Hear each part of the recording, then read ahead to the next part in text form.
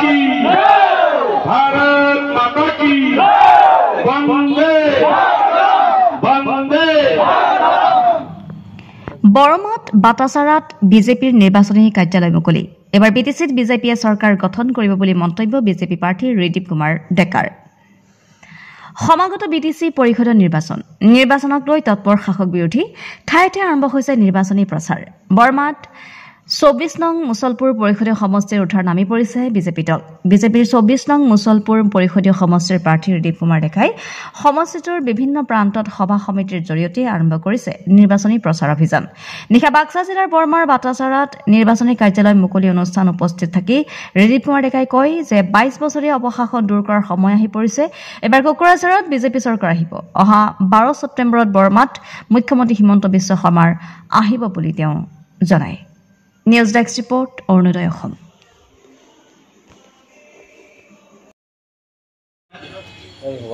আমাৰ ২৪ নং মুছলপুৰ পৰিষদীয় সমষ্টিৰ ভাৰতীয় জনতা পাৰ্টীৰ প্ৰাৰ্থীৰ হকে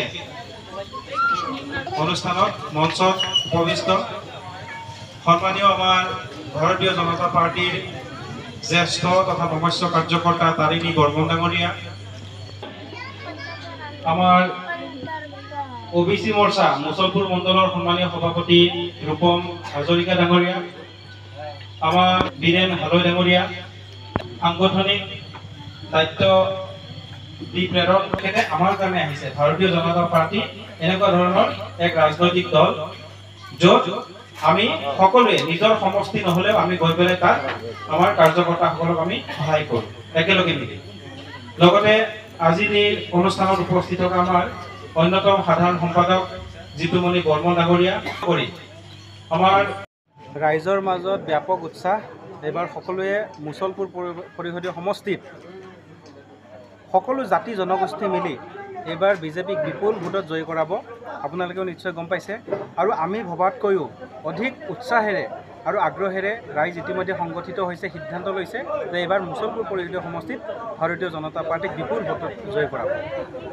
মুছলপুৰ পৰিষদীয় সমষ্টিত ধনবলৰ প্ৰয়োগ হৈছে নেকি আপুনি ভাবে নেকি? অন্য দল যাৰ কথা আপোনালোকে ক'ব বিচাৰিছে, নাম উল্লেখ নকৰাকৈ ময়ো ক'ব বিচাৰিছোঁ। তেওঁলোকে ভাবে যে ধনেৰে সকলো কিনিব পাৰি। তেওঁলোকে নাজানে যে ধনেৰে সময় কিনিব নোৱাৰে। ৰাইজে জানে যে যোৱা ২২টা বছৰ তেওঁলোকে যি ধৰণে ৰাইজক জীয়াটো ভোগালে সেই সময়খিনি ৰাইজে ধনেৰে কিনিব নোৱাৰে। গতিকে সেইকাৰণে তেওঁলোকে ধনবল ব্যৱহাৰ কৰিব পাৰে, প্ৰয়োগ কৰিব পাৰে, কিন্তু তেওঁলোকে আৰু নতুনকৈ তেওঁলোকে সময় কিনিব নোৱাৰিব। কাৰণ ৰাইজে সিদ্ধান্ত লৈছে অনাগত সময় হ'ব উন্নয়নৰ সময়, বিকাশৰ সময়। মুখ্যমন্ত্ৰী ১২ তাৰিখে বৰমালৈ আহিব, আপোনাৰ হৈ নিৰ্বাচনী প্ৰচাৰ চলাবলৈ আহিব। কেনেধৰণৰ প্ৰস্তুতি চলিছে? আমাৰ প্ৰস্তুতি তুংগত আছে আৰু অতি উৎসাহেৰে আমি যিমান সভা সমিতি কৰিছোঁ সকলোতে তেওঁলোকে ইতিমধ্যে গমেই পাইছে। তেওঁলোকে কৈছে আমিও যাম। সকলোৱে স্বতঃস্ফূৰ্তভাৱে আহি পেলাই সেই সভাত অংশগ্ৰহণ কৰিব। গতিকে ৰাইজৰ এই যি উৎসাহ, এই উৎসাহ উদ্দীপনাই আচলতে আমাক অনুপ্ৰাণিত কৰিছে। আৰু মাননীয় মুখ্যমন্ত্ৰী মহোদয়ৰ যি কৰ্মৰাজি, তেওঁৰ যি পদক্ষেপ, তেওঁ ৰাইজৰ সন্মুখত তেওঁ ৰাইজৰ লগত থিয় দিছে।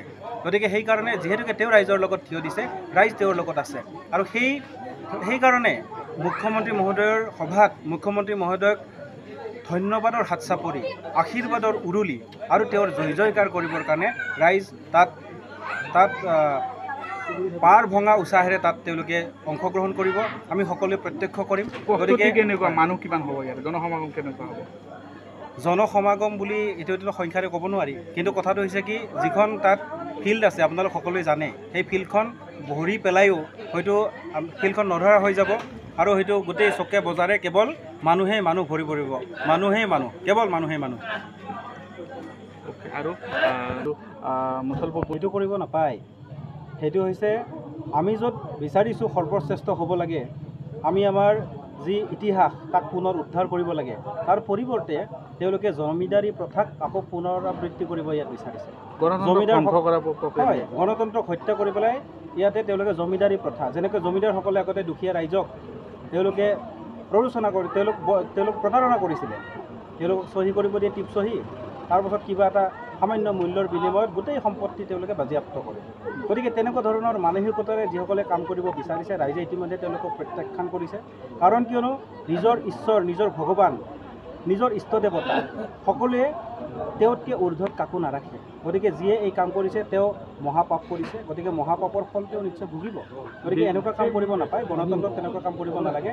ৰাইজৰ যি তেওঁলোকৰ যি অভাৱ, তেওঁলোকৰ যি দুৰ্বল এটা আৰ্থিক অৱস্থা, তাৰ তেনেকুৱা ধৰণৰ সুযোগ গ্ৰহণ কৰিব নাপায়।